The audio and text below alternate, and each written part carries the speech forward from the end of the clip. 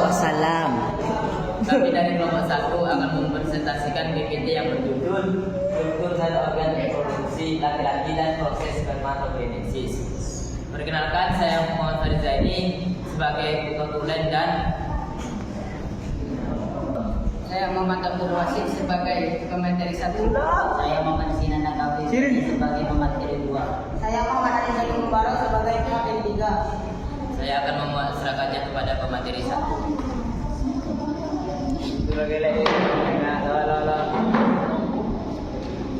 Pengertian, spermatogenesis adalah proses yang penting dalam sistem reproduksi pria. Ini adalah proses pembentukan sperma sebelum akhirnya bertemu dengan sel telur agar terjadi pembuahan. Proses spermatogenesis terjadi untuk menghasilkan gamet jantan dewasa yang kemudian membuahi gamet betina untuk menghasilkan zigot atau organisme bersel tunggal. Dari zigot inilah nantinya bisa menghasilkan pembelahan sel dan multiplikasi untuk proses pembentukan janin. Untuk menghasilkan keturunan yang sehat, jumlah kromosom haruslah sesuai karena kegagalan dapat menyebabkan beberapa kelainan.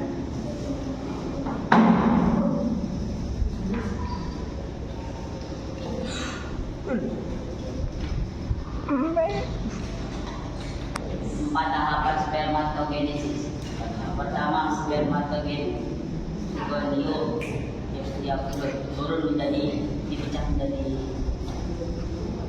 sperma primer yang dalam proses mitosis turun menjadi 2 spermatosis sekunder menjadi 4 pembelahan mitosis spermatid haploid sel sperma haploid.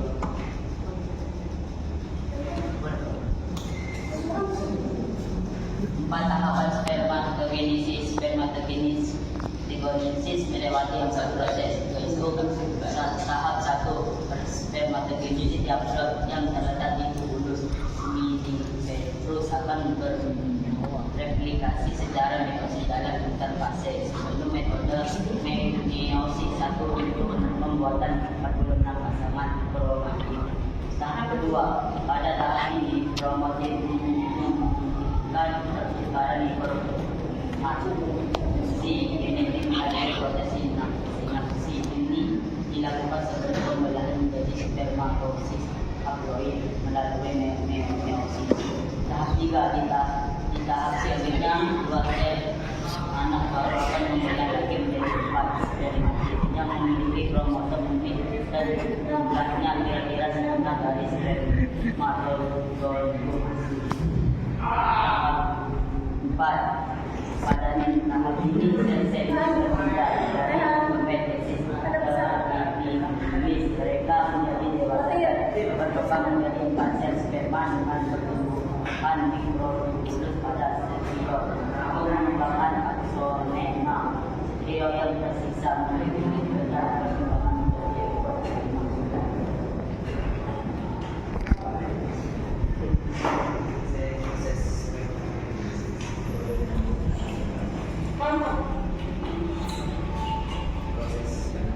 Proses spermatogenesis sangat sensitif dan dapat dengan mudah dipengaruhi oleh perubahan iklim pada janin. Misalnya, testosteron yang dikembangkan melalui hipotalamus sel dan kelenjar pituitari.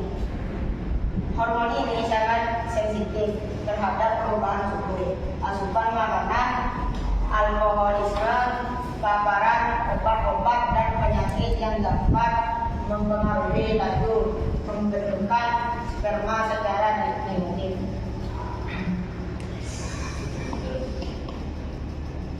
Kondisi yang memicu gangguan pada spermatogenesis. Beberapa kondisi tertentu dapat menyebabkan gangguan pada spermatogenesis, yaitu yang pertama, perubahan kromosom. Contoh seperti yang terjadi pada sindrom Klinefelter atau mikrodelesi kromosom.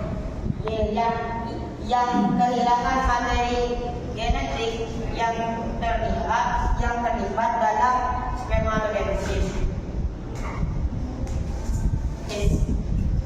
Kreditor Philippines bilateral. Ini adalah kegagalan turunnya salah satu ada kedua testis dalam skrotum. Kondisi biasanya terjadi ketika bayi di dalam kandungan di awal kehamilan ataupun di usia kandungan menginjak 7 bulan. Yang ketiga, torsiotestis merupakan kondisi ketika pembuluh darah yang menuju testis terjepit. Hal ini mengakibatkan terhambatnya aliran darah yang menuju testis.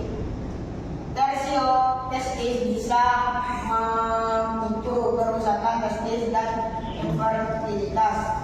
Yang keempat, trauma. Trauma pada testis bisa disebabkan oleh beberapa kondisi, mulai dari benturan, kecelakaan, tumor, ataupun aktivitas seks yang tidak tuntas. Aktivitas seks yang tidak tuntas bisa memicu penumpukan darah di testis yang mengakibatkan rasa sakit. Yang kelima, infeksi. Beberapa jenis infeksi bisa menyebabkan terhambatnya spermatogenesis. Contohnya adalah gondongan, infeksi menular, seks, dan lain sebagainya. Inilah informasi mengenai spermatogenesis dalam sistem reproduksi pria.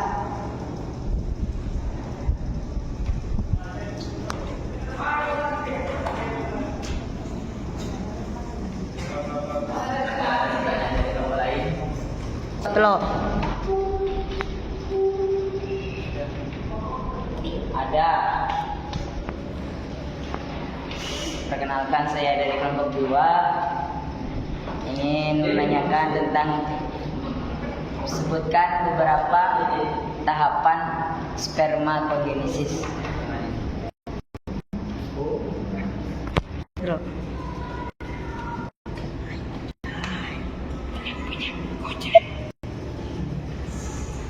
Baiklah, saya akan memasarkannya kepada pemateri satu.